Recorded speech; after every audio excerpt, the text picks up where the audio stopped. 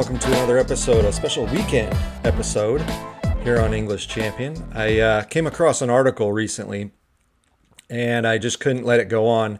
I already have my posts for this upcoming week already done, and so I thought, well, let me post this before we get too far ahead. And this article really encapsulates what's going on at our universities so well, because just like my poster back here, this is what made me feel like I was at the cuckoo's nest for all my years in education.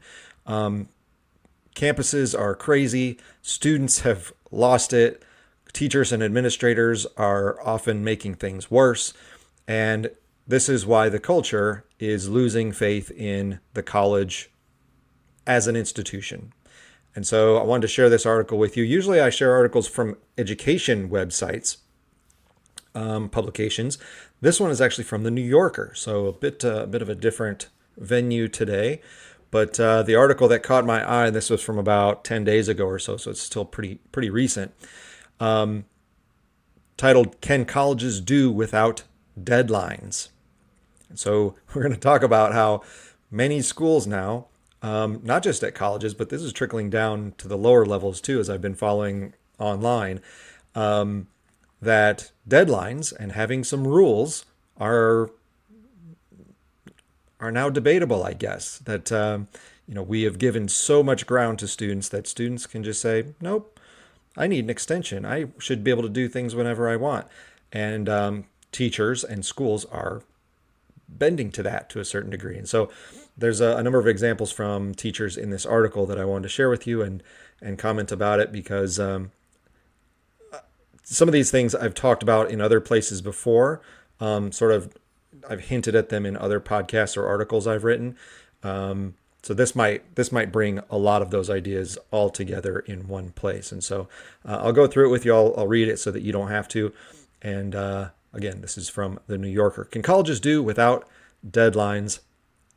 Let's take a look. The author, this young lady, says, much of undergraduate life, much of life in general, is defined by what psychologists call motivational conflict, which is when a person has the incentive to do two things but can only choose one. And she gives an example of what that means. This is basically what the foundation of economics is, where the reason we have scarcity is there's not enough to fulfill everyone's wants, and at the same time, you can't do everything you want, so you have to make choices. And so your subjective value is what gets demonstrated through your actions, and that's how we organize our societies, is based on what you choose to do. So it's common sense. She's trying to use some psychological language here to talk about something that we all are very aware of, that you either want to go out to a party, or you need to stay home and study. Which one do you do? That's the conflict. And sometimes you end up doing the third thing because you just are going to put off whatever you don't want to do. So it's basic procrastination. Such behavior, she writes, at once self-indulgent and masochistic, and as common as it is ostensibly irrational, is basically a non-adaptive coping mechanism for the pressure and the stress you are experiencing, says a psychologist who studies motivation. Again, you're just putting stuff off. If you are afraid of it and don't like it, you're going to procrastinate, and that's what students do with their schoolwork, obviously. These patterns may seem timeless, but in recent years, many higher learning institutions in the U.S. have felt the need to intervene.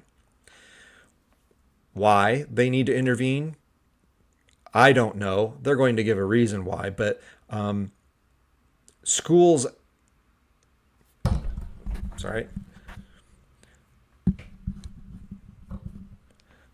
having to, or feeling the need to intervene on every little thing that students are going through is causing all sorts of additional problems. And here's just one of those. So this is how it's going to manifest itself. Since the onset of the corona crisis in the spring of 2020, educators have seen a significant decline in virtually every metric of student performance: attendance, class participation, completed coursework, and test scores.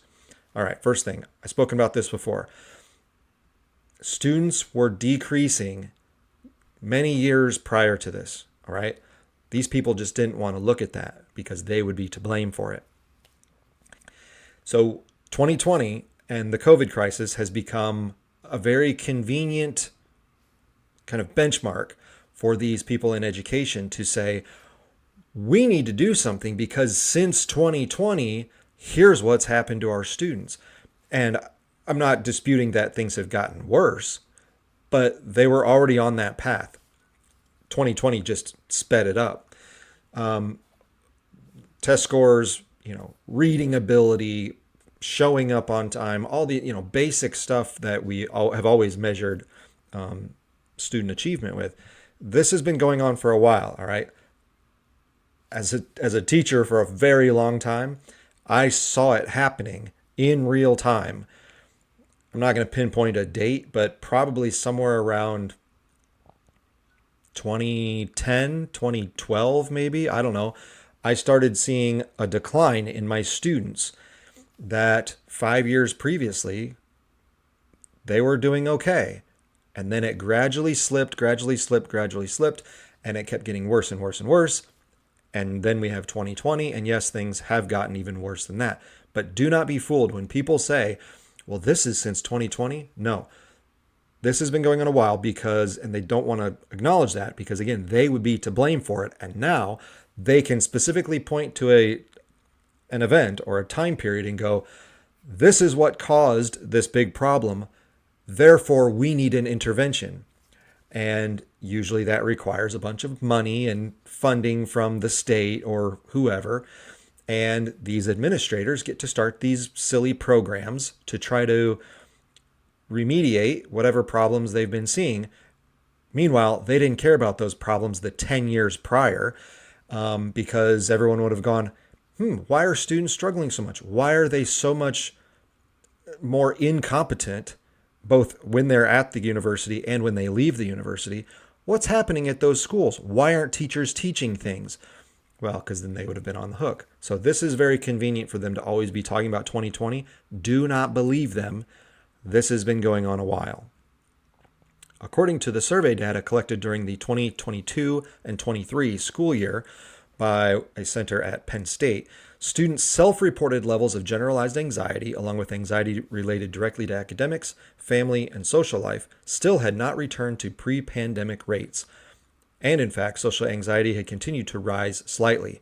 Same thing. These rates were happening before the pandemic. All right. Go read any good social psychologist. They have the data. It's very clear ever since about 2012, these numbers for mental health have been a problem. Anxiety has been going up this whole time. And yes, again, we could say the pandemic and the various political interventions during that time period probably made all this worse. But this was already happening. So again, they're using 2020 as a way to, let's do something now. Now we have an opportunity to get funding for something that they really don't need. It says students are on more medications than ever before, yada, yada. That's just side note here, by the way, that when they keep pointing to the pandemic, again, there were a lot of people around the country who were very vocal, tried to be vocal anyway, in saying, yeah, this isn't going to be a problem for young people, so let's stop freaking them out. If you're 18 to 22, if you're a college kid, you are basically at zero risk, okay? You are almost completely safe from this virus. So we should just continue on our lives as normal. And instead, you guys who prompted all of this anxiety went and made things worse. Something that was already a problem, again, since about 2012, you guys made it worse. And so now you come along and go, well, we need to do something about it. Yeah, we tried to warn you of this and you wouldn't listen. So it's on you. The responses from colleges and universities to these worrying trends have run the gamut from enhancing mental health services on campus to incorporating more hands-on and student-directed learning. Most of these are bad, but they're going to get to a specific problem here in 1 second. But there's one lever that educators have pulled again and again, the deadline. schools began hitting pause on strict due dates not long after the pandemic forced classes to move online. In 2022, the Chronicle of Higher Education reported that faculty members from a range of colleges and universities had embraced a more fluid and had embraced more fluid and flexible policies on granting extensions on papers or arranging makeup exams. That's true. That happened at pretty much every type of university. A writing professor at University of Alaska Anchorage went so far as to let his students set their own deadlines. Yeah, I'm sure that worked out well. This softened stance reached younger students too. In some public districts in California and even Ohio, teachers were instructed not to dock the grades of students who turned in work late.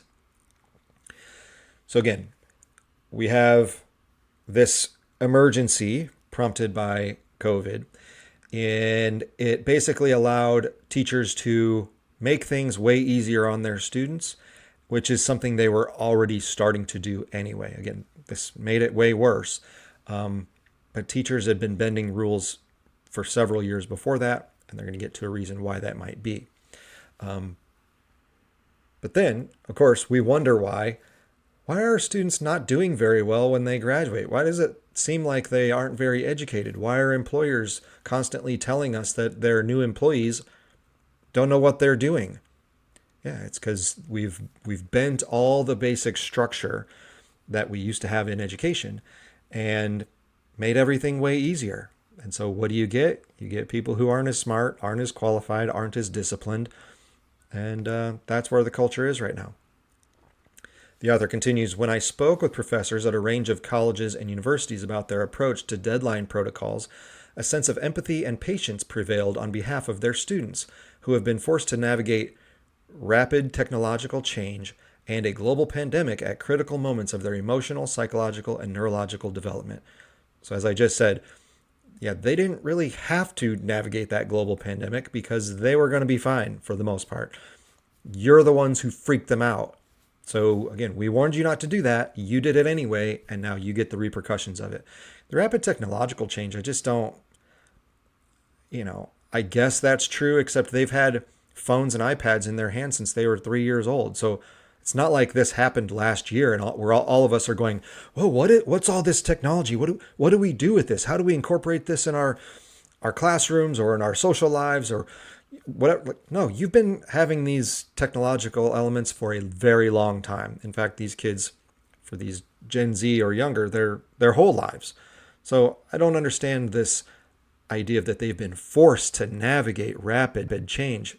No, they haven't. They're immersed in it. They're totally used to it. As an English professor at a private liberal arts college put it to me in an email, maybe I feel for them too much, but I just don't think they need to wreck themselves with all-nighters just to meet my arbitrary deadline. Okay, so if you as the teacher think your own classwork, your own deadlines, your own course schedule is arbitrary, I don't know why you're a teacher. Because if you admit it's arbitrary, that means it doesn't mean anything. So if it doesn't mean anything, why are you doing it? You have to have a schedule because a semester is usually, let's assume it's 16 weeks or 15 weeks or something around there. And you're probably not having class on Saturdays and Sundays. So you're bound by certain time frames. You're going to need to submit grades by a certain time. So, there has to be a conclusion. And so you got to kind of work to pace yourself towards that conclusion. So it's not arbitrary. You chose your schedule for reasons. If you don't want to stick to your own reasons, why are you even doing this? So these teachers, again, when I talk about the students here, as I'll dive more into them, yeah, it's their fault, but it's also these schools, these teachers or the administration that is, I don't want to say incentivizing it, but they're allowing it, and sometimes they're even nudging teachers to do this. Yeah, they're the problem. That's the problem with our schools. I've said this over and over ever since I've been doing this on my website. The schools are the problem. The school standards have ruined all of this. And until they fix that, until they get back to having education be something that's taken seriously and, yes, is actually exclusive. Like, you can't be here unless you're going to follow the rules. If you don't want to follow the rules, that's your choice. You can go do something else. But if you've chosen to be here, here's what we do. We do things on time. We write papers. We read books. We take tests. We make projects. We give presentations. We do these things. If you don't want to do them, then don't be here. Until schools have the guts to have the most basic requirements, this is what we get. And now the whole culture doesn't trust universities anymore, and everything is worse.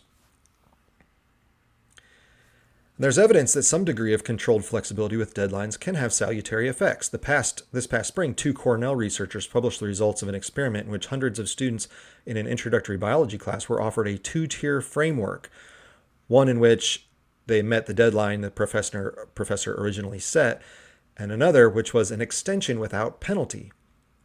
More than 3/4 of these students chose the extension without penalty option at least once. No kidding! You mean kids, 19-year-olds, when you gave them the choice to follow a rule or not follow a rule and do things whenever they want, they chose to do things whenever they want? Wow. Genius research. What a surprise. Brilliant. So the benefits they wrote were about stress reduction. Well, sure, if you don't have to do stuff, that takes a lot of stress off you. That is nice. Handling of sickness and emergencies.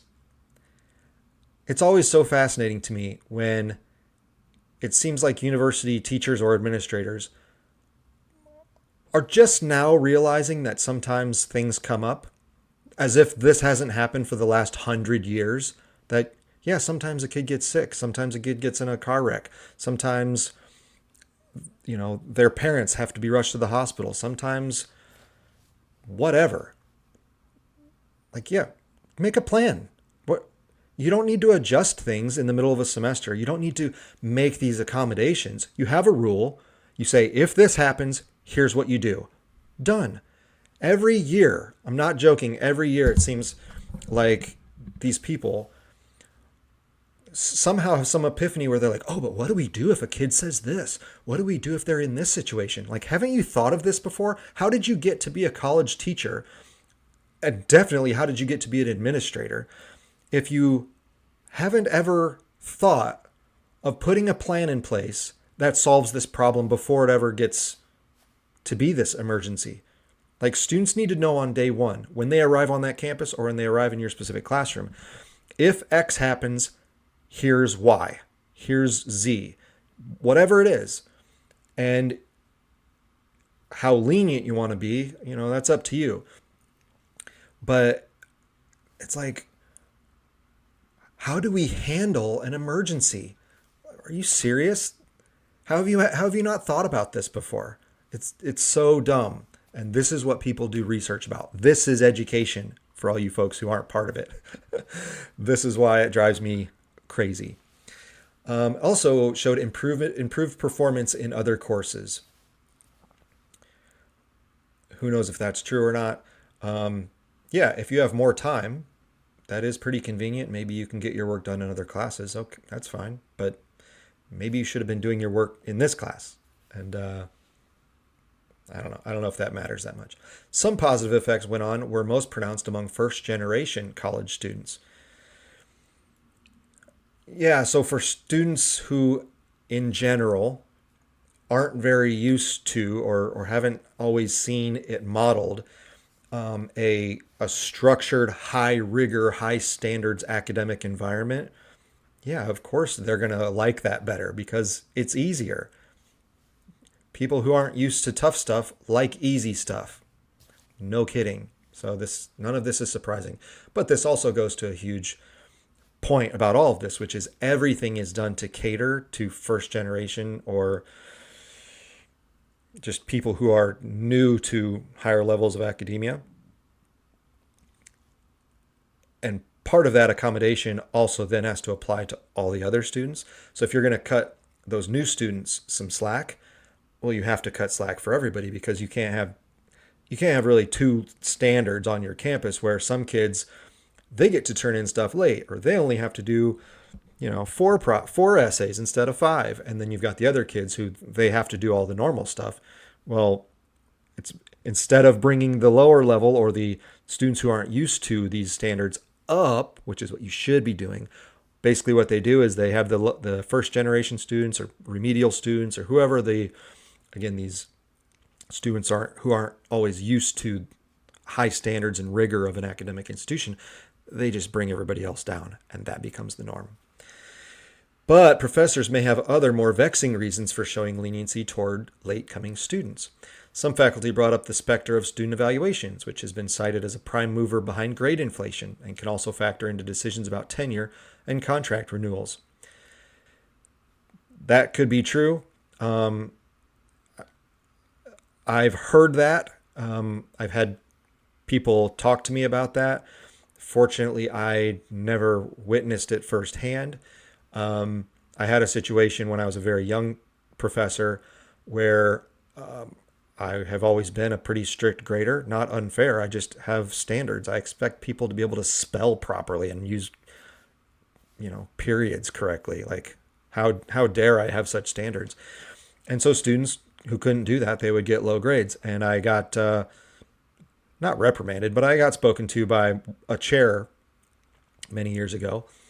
And she said, your students score pretty low in your class. You might want to be careful of that because, we have lots of people who want to teach here. And, if you get bad reviews because you have a reputation for being too hard, then, there's a chance you could not get asked back. And I said, whatever. Like, I didn't care. I was like, I'm not changing my rules to accommodate people who can't do basic things. And if you want to fire me or not, if you want to not renew my post for that, then do what you got to do. That never happened. I had my contract every year, and so it was fine. But again, that is something that is out there. I have heard that before. The evaluation part of it, again, professors should never care about student evaluations. Student evaluations are worthless, okay? I've written about this before. Even as a student, I didn't care about evaluations. I didn't fill them out on that day when the teacher asked us to. I just walked out of the room because I was like, I'm done. Or I just bubbled in all the average. I just put, if it was out of 1 out of 5, I just put 3 the whole way down. I didn't care. I was like, why in the world would a teacher listen to what I have to say? I'm the student. Who cares what I think? You're the boss. You're the expert in this field. You do what you do. My opinion doesn't matter. So even as a student, I knew it didn't matter. So as a professor, I really didn't care. And so I didn't even read them. For all my years of being a professor, I didn't even open them. I don't care. A way you can evaluate students better is to have a conversation with your best students at the end of a semester. Either pull them aside, invite them to your office, hang out with them, in the library or whatever for a few minutes. If you don't want to do any formal writing, and just ask them, hey, how'd you think the semester went? What'd you like? Is there something you didn't like? Is there something that I did that, a project I assigned or a way I taught something that didn't work that you thought was dumb or, just didn't land with students? And they'll tell you. Your top students will be honest with you. And that could be useful. Again, a good teacher always knows these answers anyway, because you can tell when things are working and when they aren't. But low-level students, 9 times out of 10, they're going to give you a poor evaluation because they got a D in your class because they aren't very smart. So why are you listening to them? Why are you listening to the lowest students in your class? They didn't even do their homework and you're going to listen to them for advice on how to teach. That makes no sense. So if you want to get a student evaluation, go seek out your top 10% of students and just have a conversation with them, and they'll tell you maybe what you could do better next semester if you really wanted to do that. Here's another thing they mentioned. Online course listings enable faculty, students, and administrators to see which classes fill up the fastest, and by implication, which professors are perceived as benevolent and easygoing. That's totally true because students can see the schedule and they see what teacher is assigned to each class. They can tell which classes fill up and where all the students flock to, and they can go, oh, that must be the easy teacher. And that's exactly what they do. And so they either also rush into that class or they wait till next semester. And now that they've learned who the easy ones are and who the hard ones are, they make their decisions next semester. I always argued with my administrators that you shouldn't put the professor name on the section. Students should sign up for a section based on what fits best with their schedule. They shouldn't be choosing the professor based on if they're easy or not. That's a bad message that we're sending our students. If you can, that was never passed. They're like, no, we need to put your names on it. And so I was like, fine. And the reason why is because, I got a reputation very quickly for being a challenging teacher. And so, yeah, my classes, students avoided my class. And except the really, really smart ones, they loved my class because they knew I was very fair and I was a rigorous teacher and they wanted that challenge.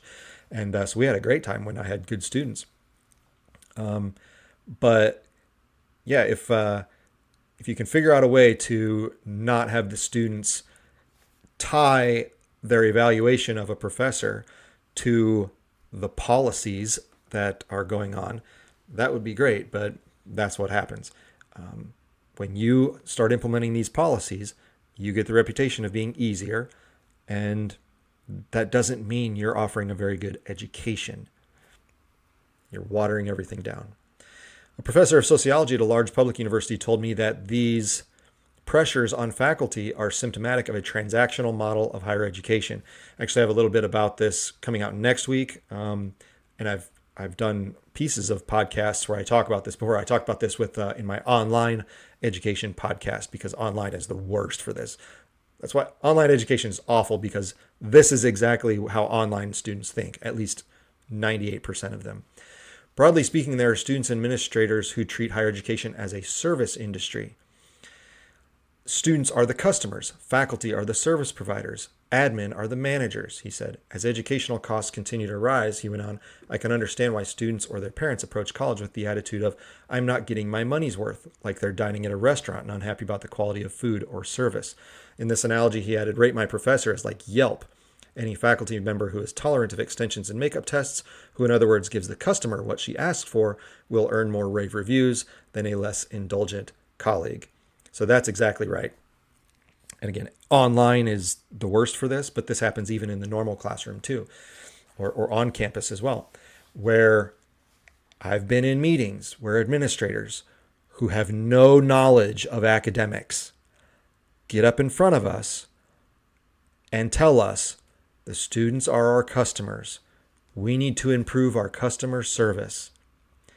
And those of us who know academics and believe in what the university is supposed to be, all of us cringe at that because that's a really, really bad idea. You do not want your university to have a customer service model. Why? Because it's exactly what the problem is here. At what point does a student get to say whatever he or she wants, and you just have to go along with it because you're serving the customer? I've literally been in a classroom. Here's just a stark example where I wasn't the teacher. I was actually observing one of my employees who was working for me. And so even in a classroom where the chair of the department was sitting right there, a student walked in, 15 minutes late. And the teacher said to the student, hey, you're late. You need to be on time. You've already missed, a portion of our class. And literally the student said to her face, I paid for this class. I'll show up whenever I want, and sat down. Why in the world would a kid do that besides being a punk? Well, he has a customer service mindset. Why does he have a customer service mindset? Because that's what the universities have given him. Now, I had a talk with that young man after class, and it didn't go very well. He kept arguing with me, and so I just dropped it. But I wasn't his teacher, so I didn't have to deal with him. But that's what happens.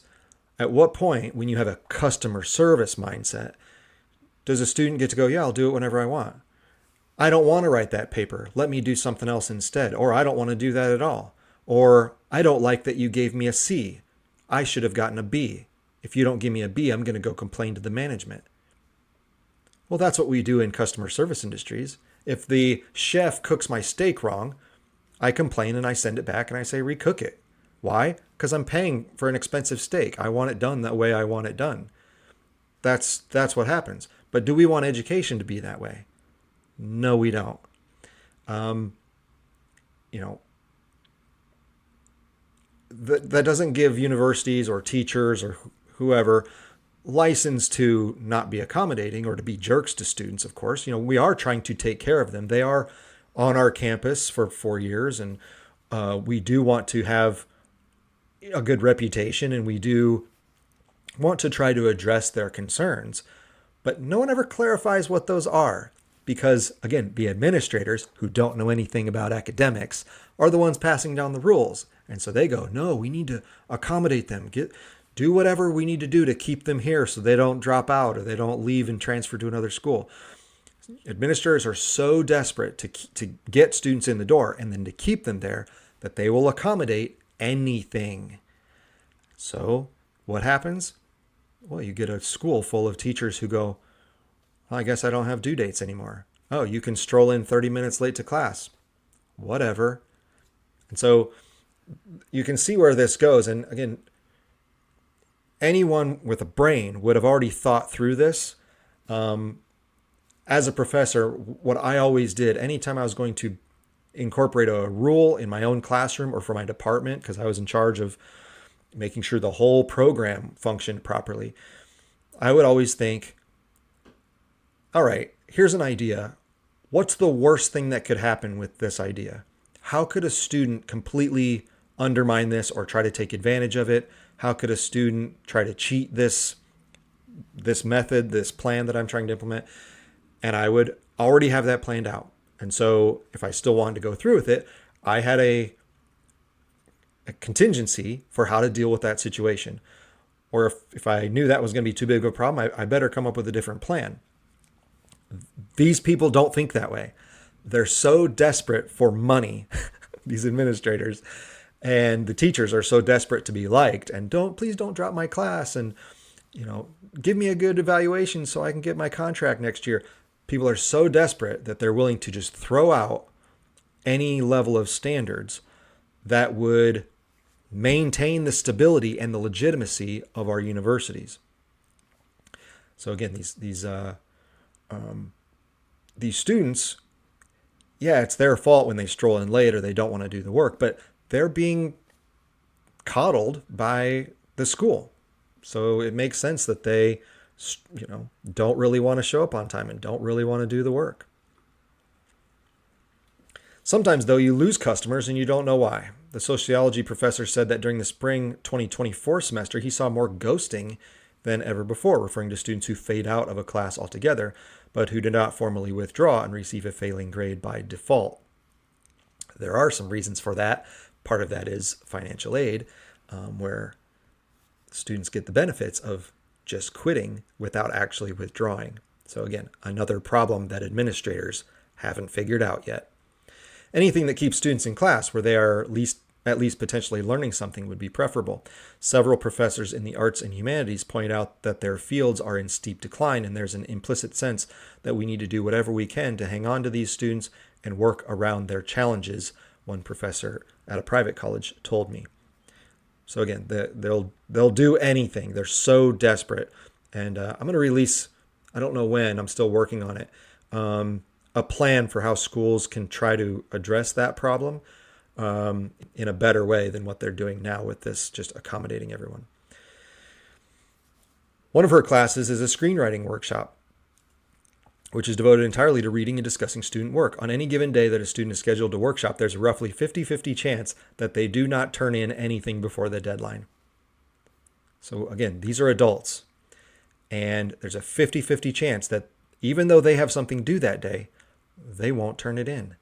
So then what does the teacher do? The uncertainty is a bit of a nightmare, she said. It has meant that I always have to have some sort of backup plan, some film I can show, some random lesson I fabricated at the last minute, in case we end up with nothing to do. Missed and deferred deadlines can also interfere with the intellectual and creative dynamics of a course.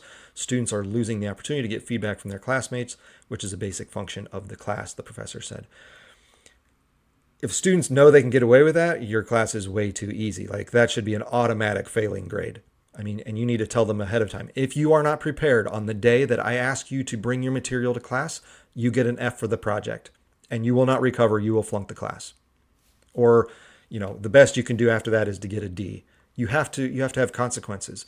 So the fact that this sounds like sort of a regular occurrence for her means she isn't tough enough, or to give her the benefit of the doubt, the school might have told her that she should not be so tough.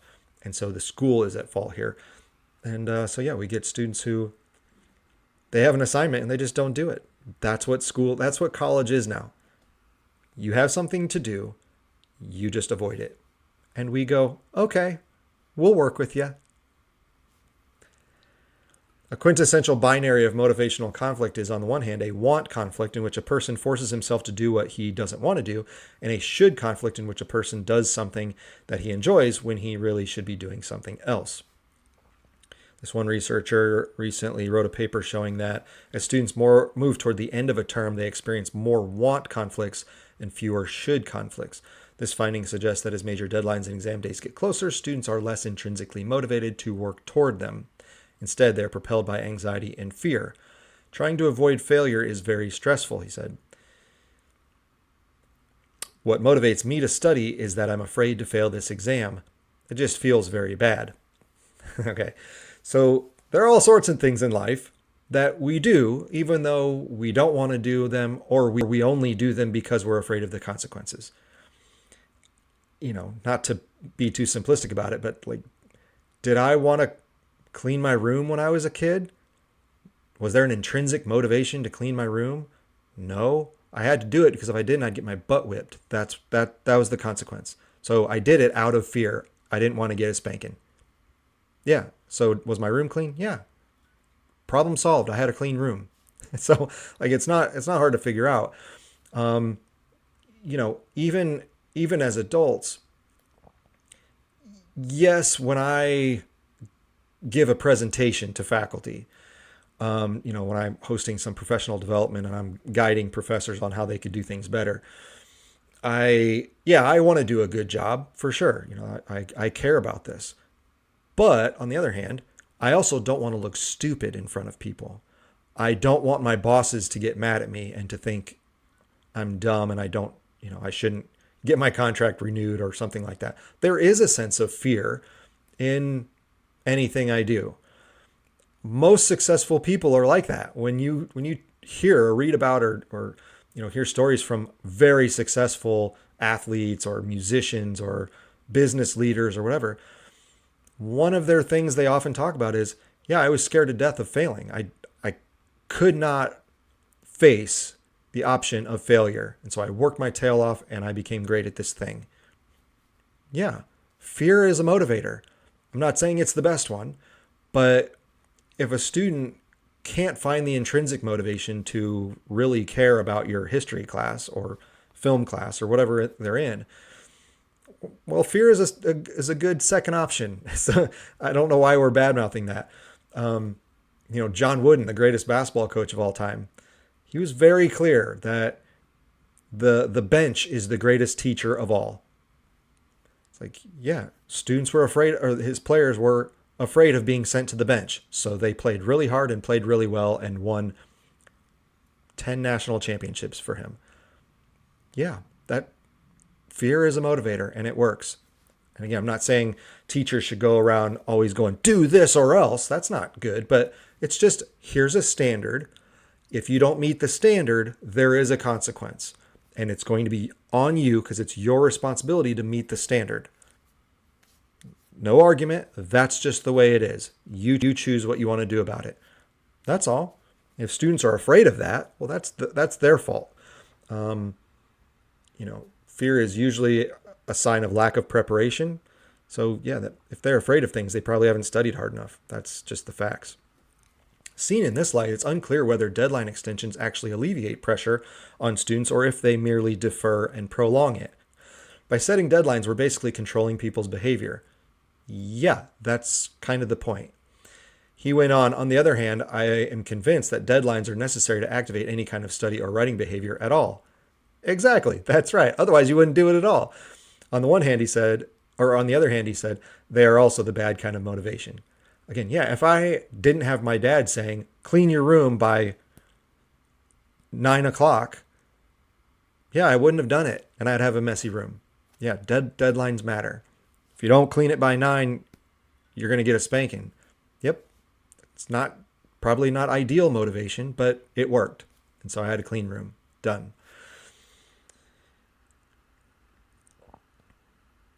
And yeah, when we say, oh, I'll give you an extra week to write that paper, I'll give you a little more time on your test. All you're doing is, yeah, you're just giving that student more time to delay the inevitable. It's not like students actually spend that extra time working on it. If you have a due date, let's say something's due in a month, and a couple weeks in, students are whining about it, and you go, okay, I'll give you another week. All right. I'll be nice. Here's an extra week to work on that paper. It's not like the students are going to use that extra week to work on it. All they're going to do is keep playing video games or keep going out and partying or whatever it is college kids do. And then now they have an extra week to wait to write that paper that they were going to have to write a week before in the first place.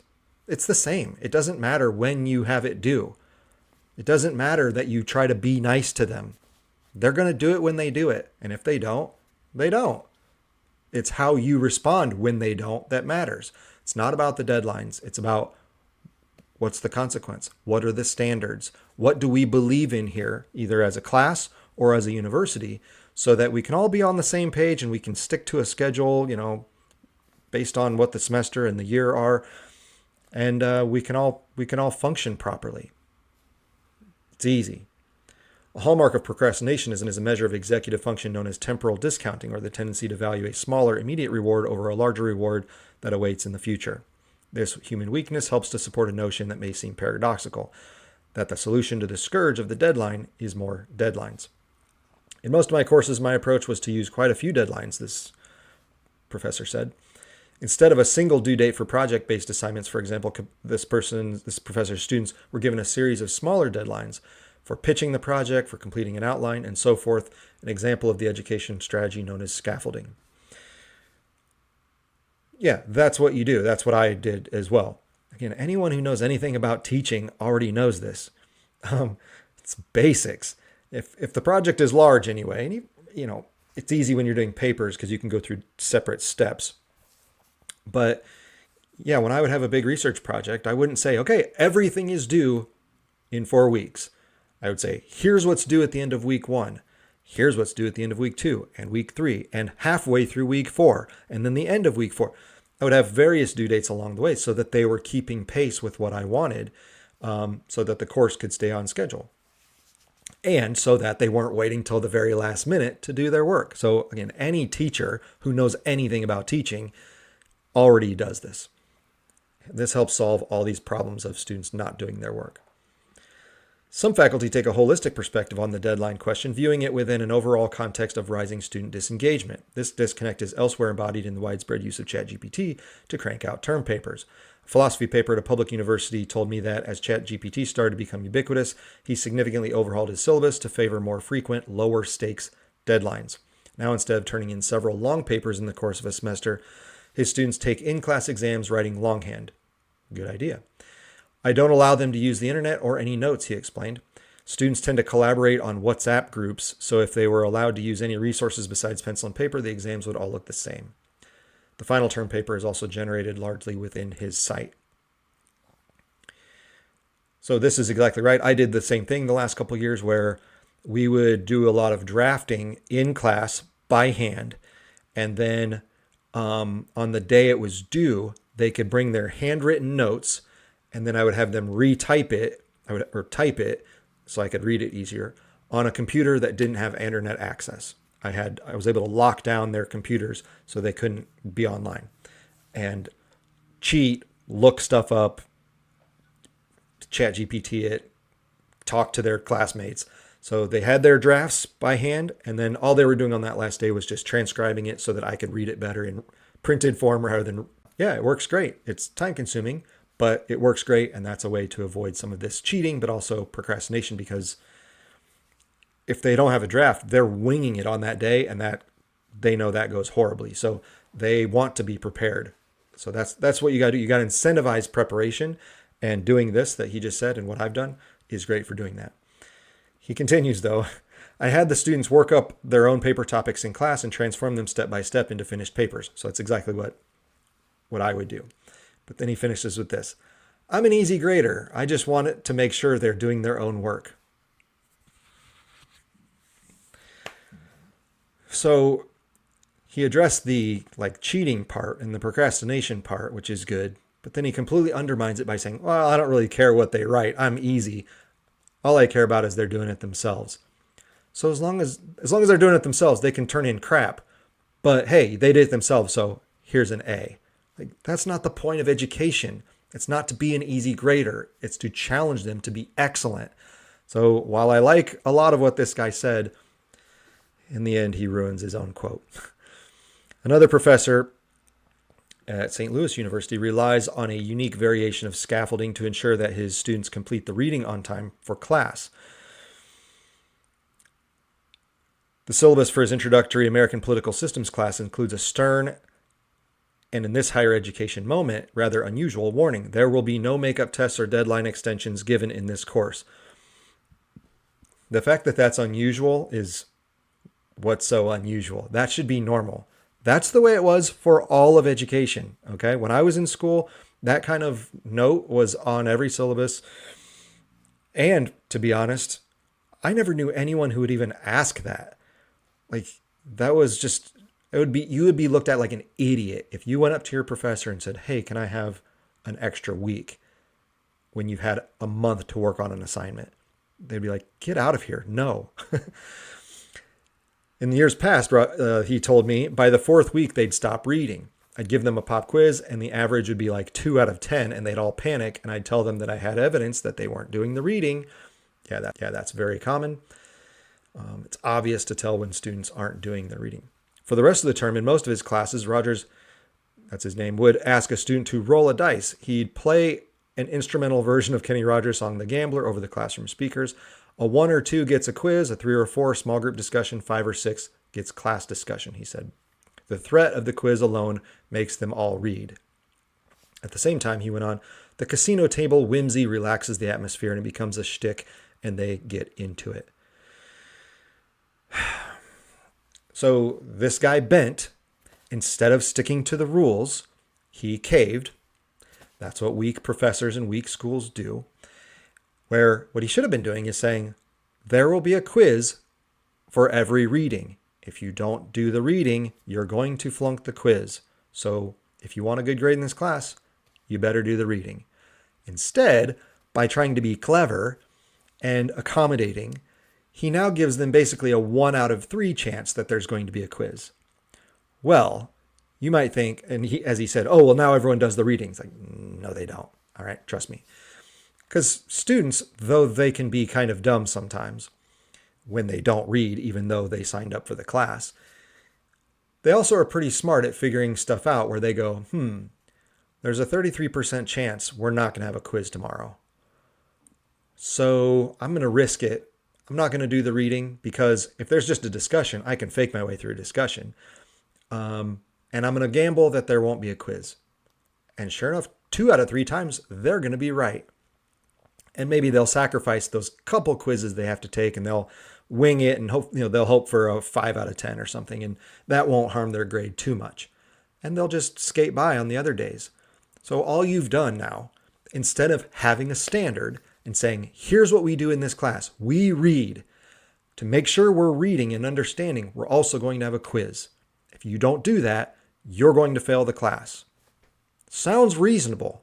I don't know why anyone would dispute that. That seems like a very clear and fair form of assessment for a class. Instead, he basically just incentivized students to go, I bet there's a good chance we won't have a quiz tomorrow, so I'm going to go drinking instead. I'm going to play video games all night instead. Why would you incentivize students to do that? Even if it's just as a potential, that they might do that. Because the potential might be, yeah, they might do the reading, as he seems to think. There's also the potential that they won't. So why even allow that? Again, good teachers think through this and they go, what's the worst that could happen? If I have this dice game and I offer a 33% chance having a quiz, what's the worst that could happen?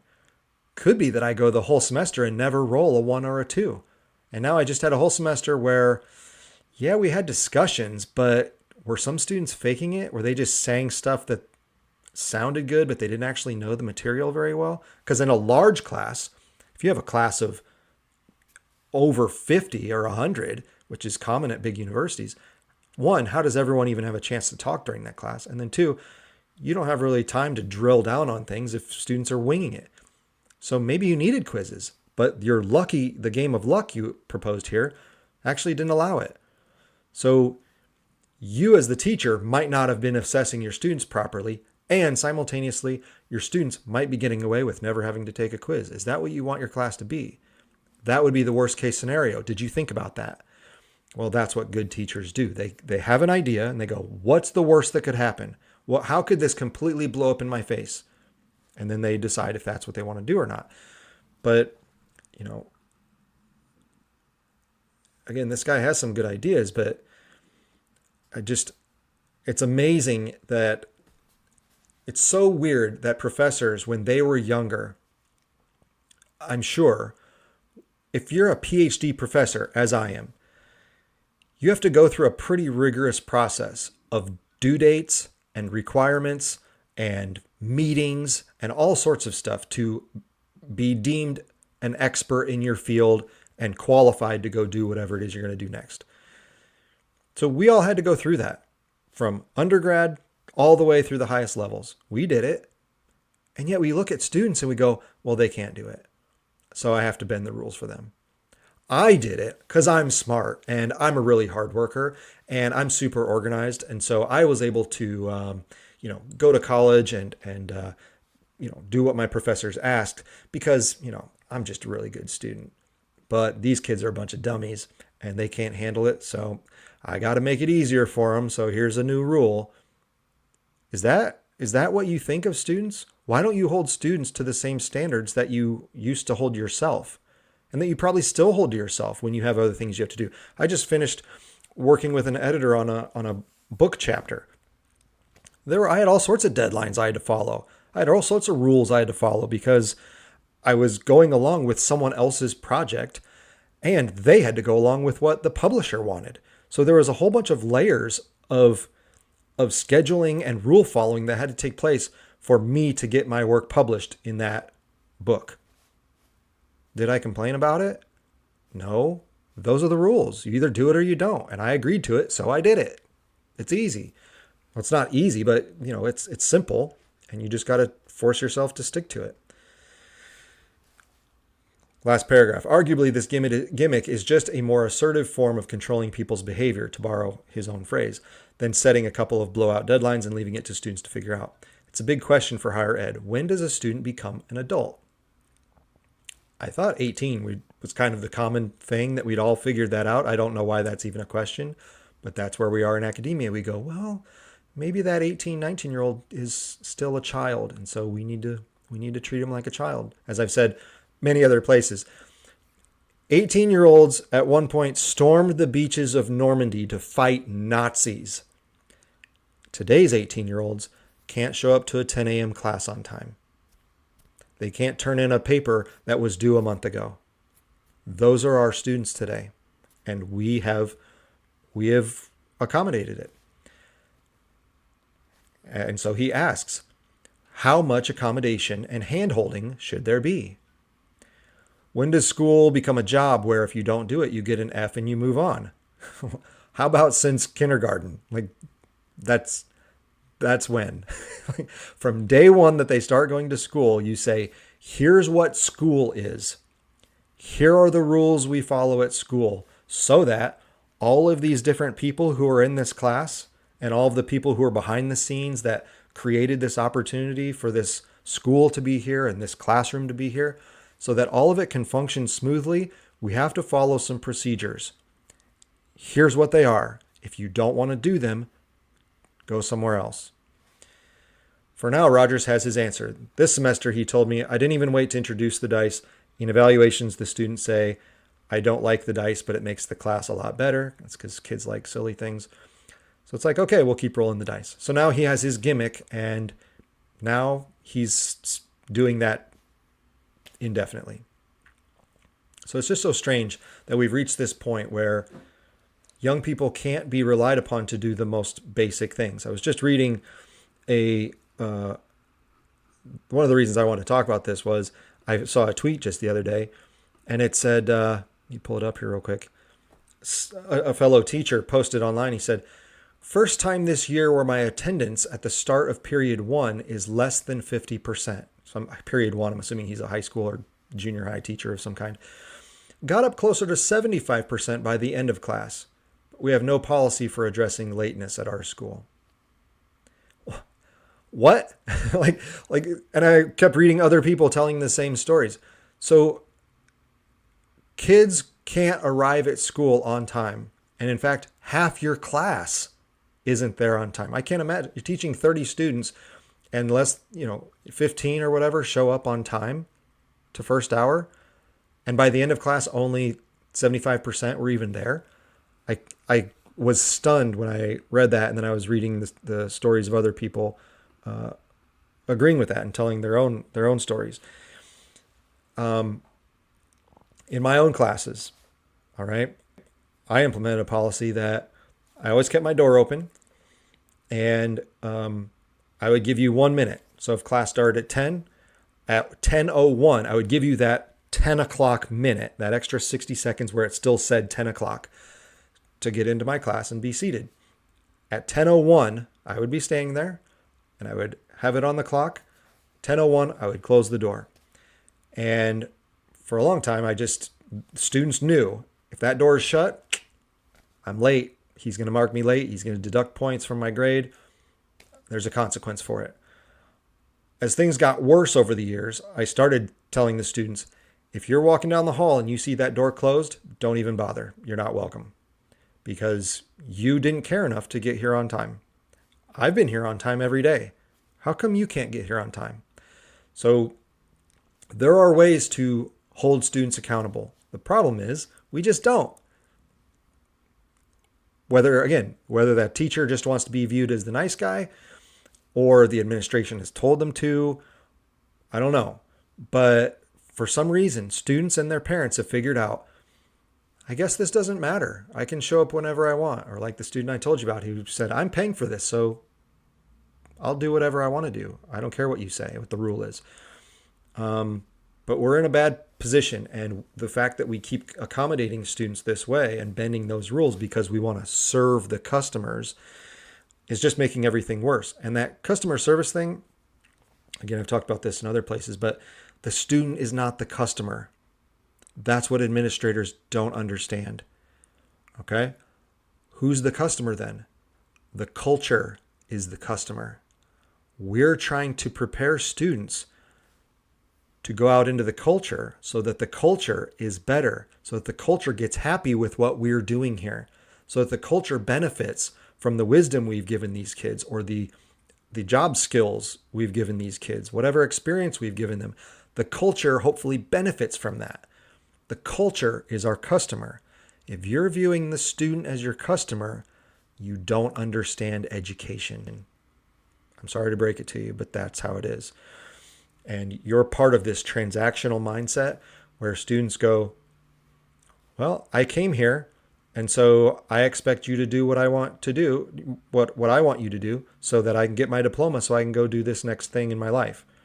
And if that's all it is, you're not running a school, you're running a very low quality business. Because even good businesses don't always do that. So, the administration who sets these policies in place, it's their fault. It's the teachers' faults who go along with it. It's the students' faults for just being lazy and dumb, for not following basic rules. And it's a giant mess. The thing that irks me the most is that, and this is why I blame students for so much, is that students You're paying for this. It never, this is something that I could never understand. You chose to come to college. You chose this very expensive thing and very time consuming thing that takes a lot of work and a lot of energy and a lot of brain power and whatever else, patience and discipline and all that. You chose it.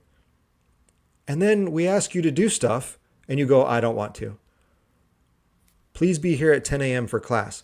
Oh, I'll show up whenever I want. Please turn in your paper by this due date. I don't want to. Give me an extension. You chose this. This is what it is. I don't understand. It's like walking into In-N-Out Burger and going, I'd like pizza, please. And they go, we don't do that here. If you want a burger, we can serve you. But if you want pizza, you'll have to go somewhere else.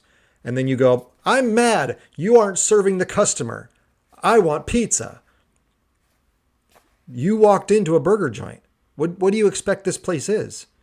So when students complain about due dates, deadlines, whatever the rules are of the school, again, K through 12, at a certain level, you are forced to be there. And so I understand the complaints, but still, your parents should have told you, if you don't get to class on time and the teachers call me, in my house, it was whatever happens at school, you're going to get it 10 times worse at home. So just know that. At college, though, you're choosing it. It's your money or your parents' money or some donor's money who thought they were investing in a good student. And now you show up to class 20 minutes late. Like, why are you wasting people's time and money? And then you complain about it. And you can't believe that a school would make you show up to class on time. It makes no sense. So again, everyone's to blame, but I always blame students more than anything because they're the ones who chose this. Why are you wasting money not going to a class you paid for? That's stupid.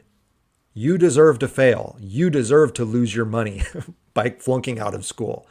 I have no sympathy for you. And if teachers did their jobs and administrators,